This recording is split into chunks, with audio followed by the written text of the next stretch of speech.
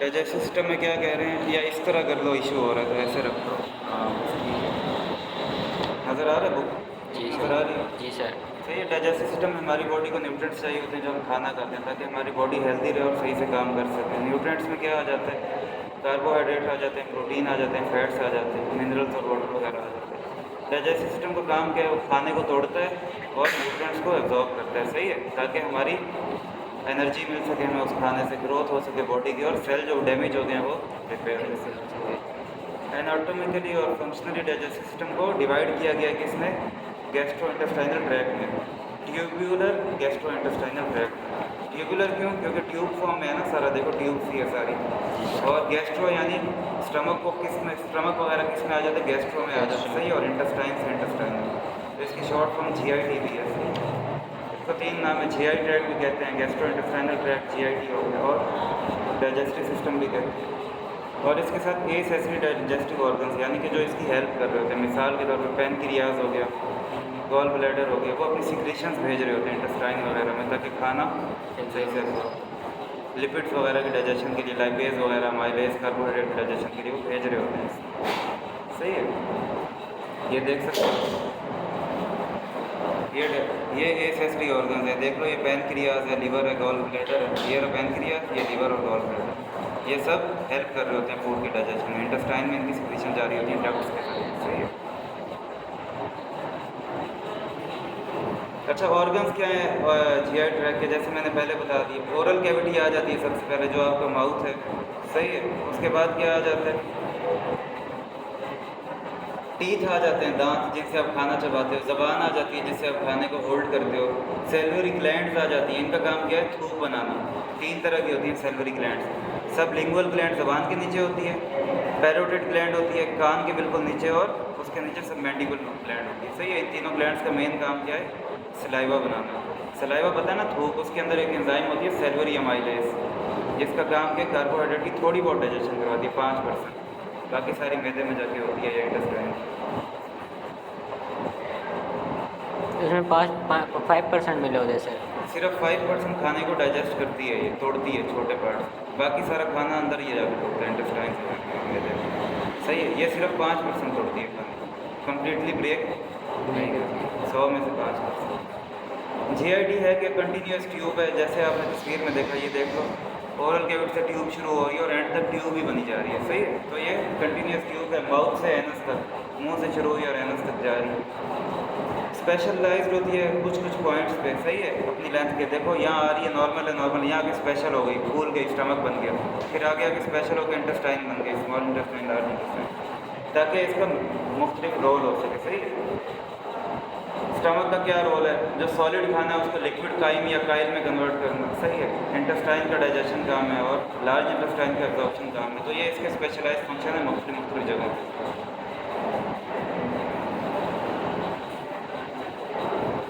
इसकी लेंथ कितनी होती है, 9 मीटर होती है, 30 फीट। इंसान की हाइट कितनी है, 5 फीट, 6 फीट है, इतनी है ना, इसके बीच में 7 फीट हो जाएगी मैक्सिमम, लेकिन ये 9 मीटर 30 लार्ज फीट लंबी है, या 9 मीटर, सही है। कहाँ से पास होती है, थोरेसिक कैविटी से और एब्डोमिनल कैविटी। थोरेसिक कैविटी कौन सी होती है, सीने वाला सारा एरिया जो है वो आपका क्या है, रिब्स जहाँ होती है, थोरेसिक कैविटी। उससे नीचे जो सारा पेट है वो क्या है, एब्डोमिनल कैविटी। तो ये ओरल कैविटी से शुरू हो रही है, थोरेसिक को पास कर रही है और एब्डोमिनल को भी पास करके जा रही है, सही है। तो इतना लंबा ट्रैक है, ये याद कर लो, MCQs में आ सकते हैं। 9 मीटर लॉन्ग होता है, 30 फीट लॉन्ग होता है। और एब्डोमिनल कैविटी लॉन्ग क्या होते हैं? ये सारा GI ट्रैक्ट, इसकी लेंथ का बताया है, 9 मीटर लंबा है सारा।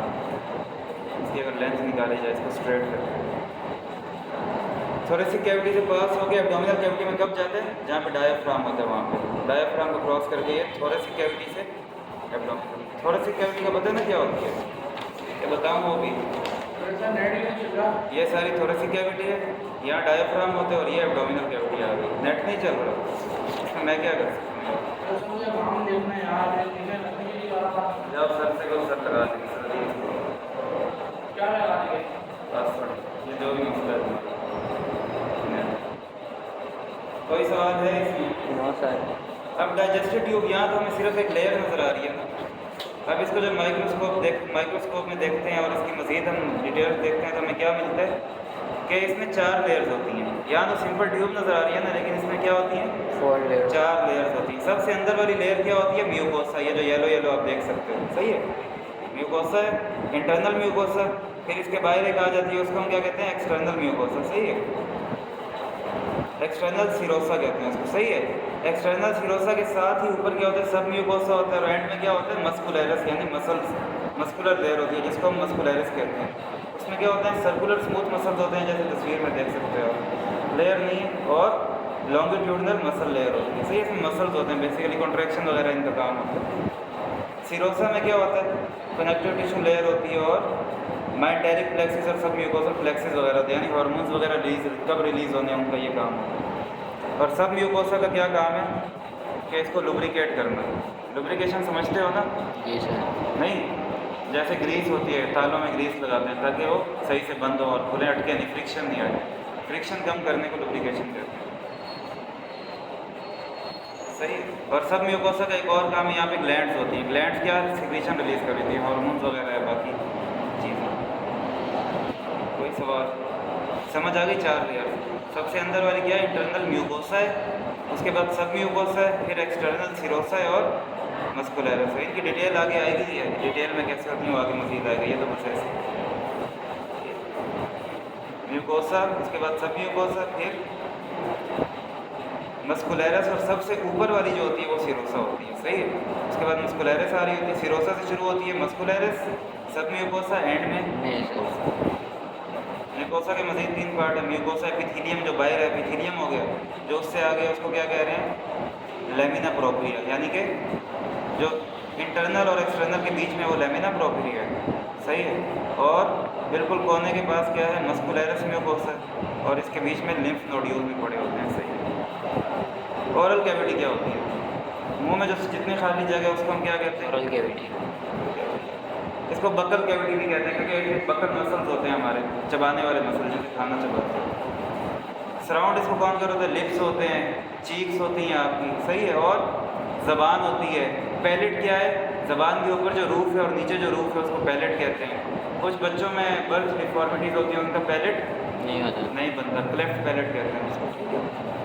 तो पैलेट भी आ जाता है ओरल कैविटी में, और बस ये सारी चीज़ें, सही है। और टंग में क्या होता है? अब टंग के ऊपर देखो, रफ सरफेस होती है, सही है, होती है ना रफ सरफेस। उसका काम क्या होता है? खाने को होल्ड करना, और भी काम होते हैं। उन रफ प्रोजेक्शन, जो रफ चीज़ें निकली होती हैं ज़बान पे, उनको हम क्या कहते हैं? पैपिले कहते हैं, सही है। टंग की सरफेस पे होती है, उनका काम क्या है? फ्रिक्शन, खाना जो है ना उसको रोक के रखना। जाहिर सी बात है, फ्रिक्शन होगी तो खाना रुका रहेगा ना, स्मूथ होगी तो लुढ़कता रहेगा, कभी आगे जाएगा कभी पीछे। खाने को हैंडल करने का काम करते हैं।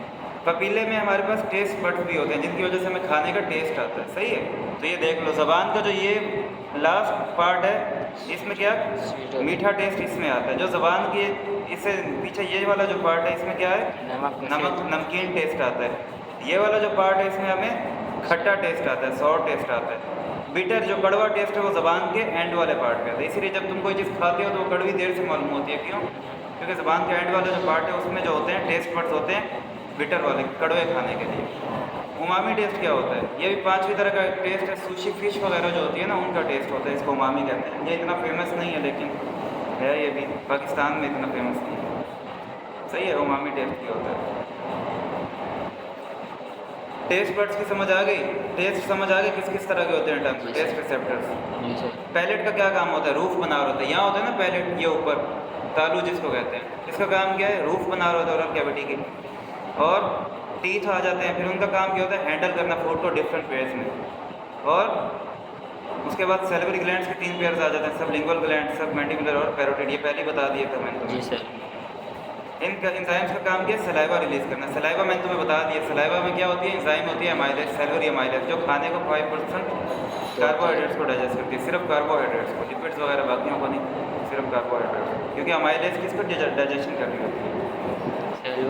कार्बोहाइड्रेट की ना। अमाइलेज किसके लिए होती है? कार्बोहाइड्रेट्स।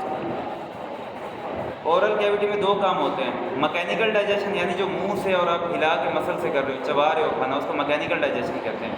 केमिकल डाइजेशन क्या होती है? जो सैलिवरी अमाइलेज, जो सलाइवा के ज़रिए, अमाइलेज के ज़रिए जो एब्जॉर्ब कर रहे हैं, उसको केमिकल डाइजेशन कहते हैं। तो 2 पार्ट्स हो रहे हैं, ये कल याद करके आने सारा। इनके आने में सुनो। सही है। मैकेनिकल डाइजेशन कैसे होती है? फिजिकल डिवीजन है, यानी कि बड़ा जो खाना है उसको हम छोटे खानों में तोड़ते हैं। बेसिकली उर्दू में कहो तो चबाना। चबाते हुए क्या होता है, बड़े खाने के पीस छोटे खानों में टूट जाती है। च्यूइंग, हम चबाते हैं खाने को तो डिस्ट्रॉय हो जाता है खाना, यानी cellulose of starch covering. Cellulose of starch covering समझ आ रहा है क्या है? सेल्यूलोस क्या होता है? यानी कोई सब्जी वगैरह खाते हैं, सेल्यूलोस प्लांट्स में होता है ना, तो वो हार्ड होता है। सेल्यूलोस टूटता नहीं है, बॉडी उसको तोड़ नहीं सकती, तो वो दांतों के जरिए क्या होता है, उसको हम तोड़ देते हैं। सही। और स्टार्च की जो हार्ड कवरिंग है, सेल्यूलोस क्या है, स्टार्च की टाइप है ना, कार्बोहाइड्रेट की टाइप है, तो इसको इसके ज़रिए हम तोड़ देते हैं। उसकी वजह से क्या होता है, डाइजेशन आसान हो जाती है, क्योंकि इसके लिए एंजाइम नहीं है बॉडी में कोई। सही है। तो चबाने से डाइजेशन इसकी क्या हो जाती है, अच्छी हो जाती है और फास्ट हो जाती है। खाना जो मुंह में जाता है उसको चबाया जाता है। और मेस्टिकेशन यानी खाने को तोड़ना छोटे पार्ट में, उसको क्या कहते हैं, फाड़ना खाने को। किसके ज़रिए? और इनके दांतों के ज़रिए। मेस्टिकेशन का काम क्या, ये इंपॉर्टेंट है, पेपर में आ सकते हैं, एमसीक्यूज भी आ सकते हैं, याद कर। मेस्टिकेशन क्या होती है, लार्ज फूड पार्टिकल्स को आप छोटों में तोड़ देते हैं। सही है। छोटों में तोड़ देंगे तो क्या होगा, सरफेस एरिया बढ़ जाएगा। ये देखो, ये चीज़ है, इसका सरफेस एरिया कम है, इसको मैं छोटे छोटे पार्ट्स में तोड़ दूँ तो सरफेस एरिया इसका ज़्यादा हो बढ़ जाएगा, तो डाइजेशन आसान हो जाएगी एंजाइम्स के लिए, डाइजेस्टिंग एंजाइम। यही हो रहा है मेस्टिकेशन। केमिकल डाइजेशन में क्या हो रहा है? केमिकल डाइजेशन क्या होती है, ओरल कैविटी में बिल्कुल थोड़ी सी होती है। सही है। अजान के बाद कंटिन्यू स्टॉप करो।